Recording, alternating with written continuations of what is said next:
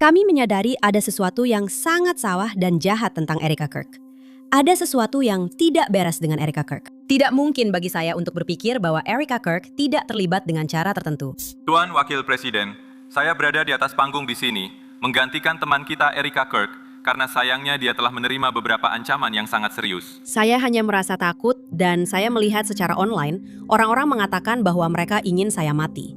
Dan saya ingin mengatakan kepada J.D. Vance, kamu sebaiknya segera sadar, oke? Itu adalah janda hitam, temanku. Ini adalah salah satu hal terbaik di internet.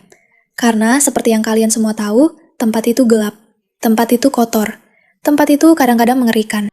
Tapi sesekali sesuatu berubah. Dan sesuatu yang baik terjadi. Jadi kalian semua tahu, kita sedang berada di tengah-tengah sidang pendahuluan kasus pembunuhan Charlie Kirk yang melibatkan Tyler Robinson.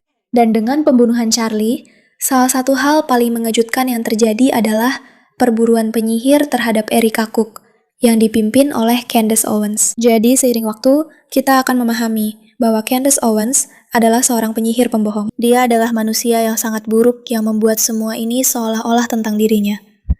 Tapi dia tidak hanya menjadi pencari perhatian yang narsistik saja, karena dia ingin menghancurkan istri Charlie dengan hal itu. Sekarang, jika dipikirkan bahwa Erika Kirk telah kehilangan suaminya, kehilangan ayah dari anak-anaknya, harus menjalani semua ini secara terbuka, dan harus menghadapi organisasi besar ini. Dan di atas semua itu, dia benar-benar harus menderita karena perburuan penyihir terhadap dirinya secara online, yang bagi kebanyakan orang, sungguh tak terbayangkan. Tapi seiring persidangan ini berjalan, dan Candace terus-menerus terbongkar karena benar-benar berbohong tanpa henti, tampaknya Erika mungkin benar-benar akan keluar sebagai pemenang. Orang-orang mulai membagikan di internet kisah-kisah baik tentang Erika, mengingatkan siapa sebenarnya Erika di balik layar.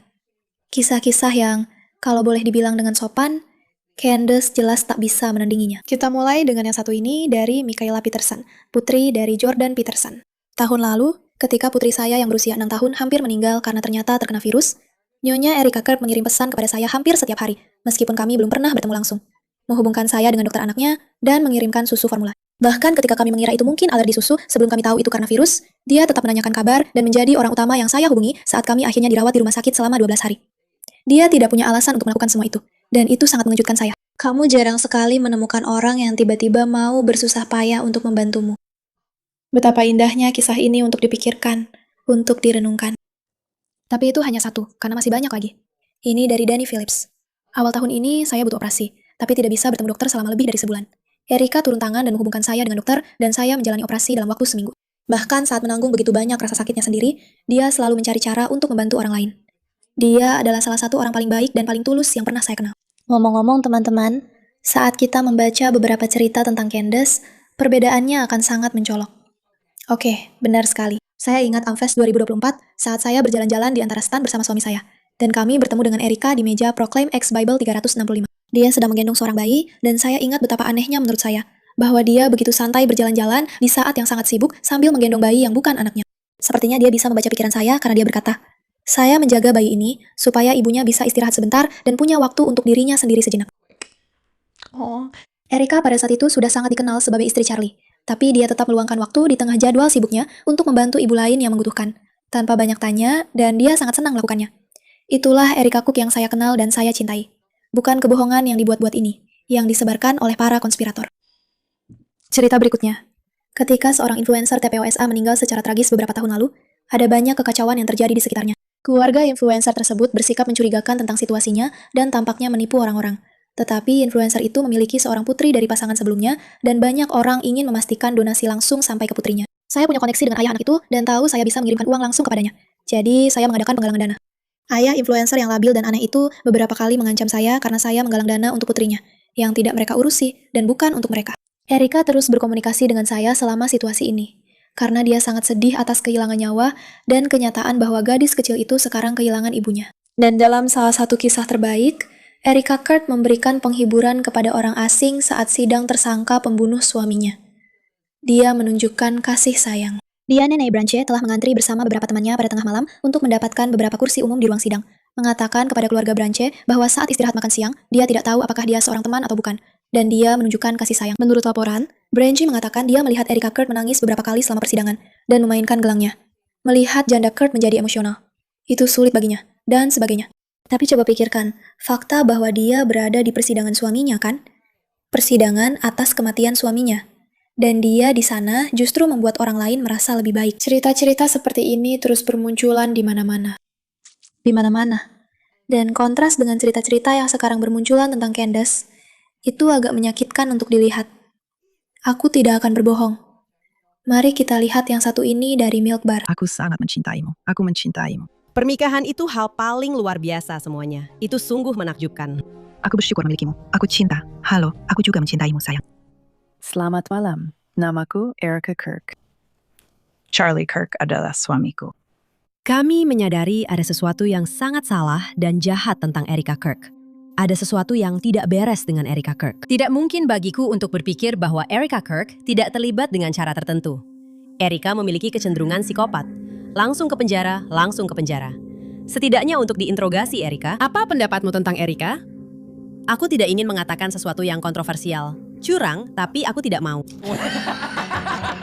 Dan kami akan memastikan bahwa kami menghormati suamiku dengan sangat baik sehingga seluruh dunia ini tahu apa visi beliau dulu dan akan tetap ada. Dan rasanya aku merasa sangat diberkati. Dan jika istrinya memang hanya seorang janda, dia pasti akan bersikap seperti manusia biasa, seperti janda sungguhan yang bahkan tidak sanggup bangun dari tempat tidur. Aku hanya ingin pergi dan menangis. Tugasnya adalah menangis. Lalu kami dimarahi, katanya itu salah kami. Dia menangis karena kami berani-beraninya mencoba mencari tahu siapa yang membunuh suaminya. Dan apakah kalian melihat perbedaannya? Apakah kalian melihat perbedaannya? Kita akan membahas cerita yang sekarang sedang viral tentang Candace yang jadi sangat viral karena orang-orang membandingkannya dengan Erica. Tapi coba lihat perbedaannya. Lihat perbedaan di antara mereka. Itulah yang dia lakukan akhir pekan ini. Lagi-lagi, ini terjadi setiap minggu. Kamu bisa mengatur pengingat waktunya. Dia berkata, "Ayah di mana?" Apa yang kamu katakan pada anak usia 3 tahun? Dia berusia 3 tahun. Inilah alasan mengapa banyak orang yang tidak percaya bahwa perempuan mampu memimpin perusahaan. Karena yang kamu lihat di sini adalah respons emosional yang luar biasa. Itu adalah senyuman yang sama sekali tidak bisa aku tunjukkan setelah suamiku dibunuh di depan publik. Bagaimana Erica Kirk bisa menipu seorang jenius seperti Charlie? Semakin sering aku mendengar wawancara-wawancara lamanya, semakin bodoh dia terdengar. Aku tidak mengerti sambil menggelengkan kepala. Dia memang bukan jenius dalam urusan perempuan. Semua orang bisa saja membuat kesalahan. Inilah Erica pada saat itu. Dia ikut audisi untuk apapun. Aku melihat seseorang memposting ini di X, dan menurutku itu benar sekali. Seperti, jika kamu berpikir bahwa pria itu, Charlie Kirk, yang bisa membangun sebuah organisasi dan bisa melakukan semua hal berbeda ini, bisa tertipu sampai tidak tahu apakah dia benar-benar mencintai istrinya, maka kamulah yang bodoh di sini, bukan dia. Dan aku merasa, ya, itu benar sekali. Akhirnya, dia akan mendapatkan peran sebagai istri Charlie. Charlie benar-benar menginginkan cinta. Benar kan?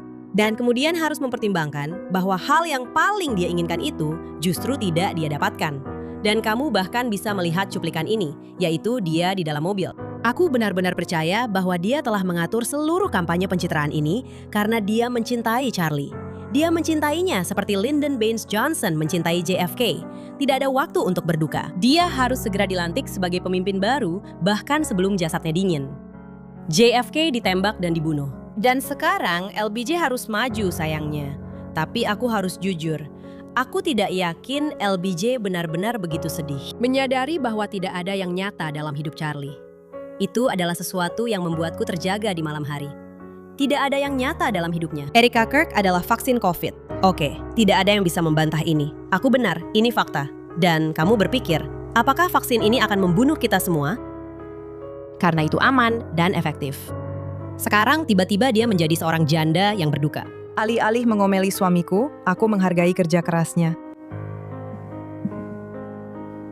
Seperti yang sudah kukatakan, ini adalah taktik yang diulang-ulang untuk mendapatkan respon emosional. Seolah-olah, lihat, dia wanita yang sedang kesusahan. Dan tidak ada yang seharusnya. Kamu hanya perlu merasa kasihan padanya.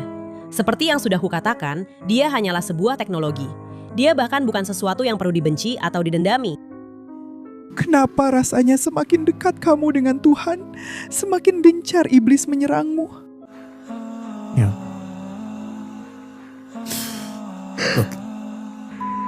Erica yang penuh dengan sifat setan itu. Kalian semua sama sekali tidak punya apa-apa untuk menjatuhkan Candace. Tuan Wakil Presiden, saya berdiri di sini menggantikan teman kita, Erika Kirk, karena sayangnya dia telah menerima beberapa ancaman yang sangat serius. Saya hanya takut dan saya melihat secara online dan orang-orang mengatakan mereka bilang mereka ingin saya mati. Dan saya benar-benar merasa sangat kewalahan sekarang, Tuan Wakil Presiden. Saya benar-benar kewalahan.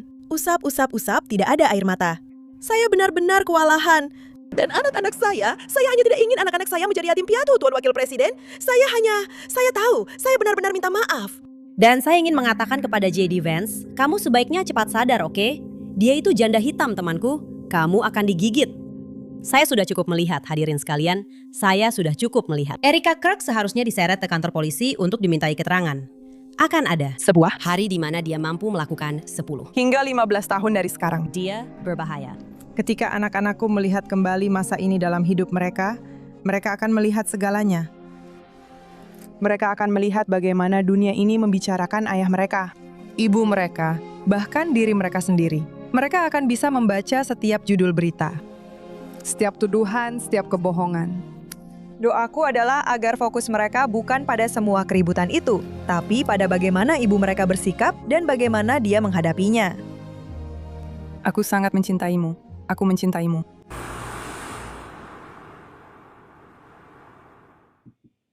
Oke, apa aku satu-satunya yang masih berusaha melewati ini?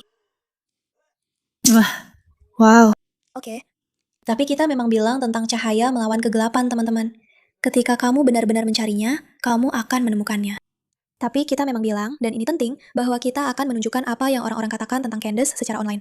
Jadi, mari kita bahas sedikit soal itu, lalu kita akhiri video ini. Oke, ini dari Jojo Bob. Aku melihat banyak cerita indah tentang Erika Kirk. Ini agak berhubungan. Saat aku dan istriku baru menjadi orang tua, kami dengan polosnya memutuskan untuk membawa putri kami yang baru berusia 2 bulan dalam perjalanan jauh ke New York untuk ikut ke acara yang aku isi. Kami tiba di tempat acara dan semua orang di tim acara sangat senang bertemu dengan anggota keluarga terbaru kami. Putri kami baru saja mulai bisa tersenyum dan tidak bisa berhenti. Kami menyapa semua orang. Saat pintu dibuka untuk umum, kami menuju ke belakang panggung. Istri saya perlu menyusui bayi kami, jadi kami mencari ruang tunggu. Satu-satunya masalah adalah, meskipun saya salah satu dari 2 pembicara lainnya agak sombong dan kami diberitahu bahwa kami tidak boleh masuk. Jadi, daripada duduk di sofa di ruang tunggu pembicara untuk menyusui putri kami, saya mencari kursi lipat dan istri saya menyusui di dapur industri tempat acara berlangsung. Tempat acaranya diatur sedemikian rupa, sehingga untuk menuju panggung harus melewati dapur. Sekitar 15 menit sebelum acara dimulai, pembicara lainnya dan staf keamanannya melewati dapur tempat kami diasingkan. Saya sudah beberapa kali mengikuti acara bersama tim ini, jadi saya mengenal semua orang di ruangan itu. Seperti yang diduga, semua orang mulai memuji putri kami yang manis dan selalu tersenyum. Saya berkeliling dan memperkenalkannya kepada semua teman kerja ayah, kecuali satu orang. Bersandar di pintu luar dengan punggung menghadap semua orang. Setelah sebelumnya melewati keluargaku saat berjalan di dapur, berdirilah Candace. Selama 10 hingga 15 menit, meskipun semua orang memuji bayi kami yang lucu, dia sama sekali tidak pernah menoleh. Rasanya sangat canggung. Akhirnya acara pun dimulai. Aku mencium istriku dan putriku saat mereka pergi ke ruang tunggu yang sebelumnya tidak boleh kami masuki. Musik introku mulai dimainkan. Jadi aku berjalan melewati Candace ke atas panggung dan kami pura-pura menjadi teman. Inilah acaranya. Menurutmu bagaimana? Menurutmu bagaimana? Kamu mau dukung yang mana? Kamu mau berada di pihak yang mana? Cahaya melawan kegelapan, teman-teman. Itu mudah untuk dilihat. Terima kasih sudah mengikuti persoalan ini.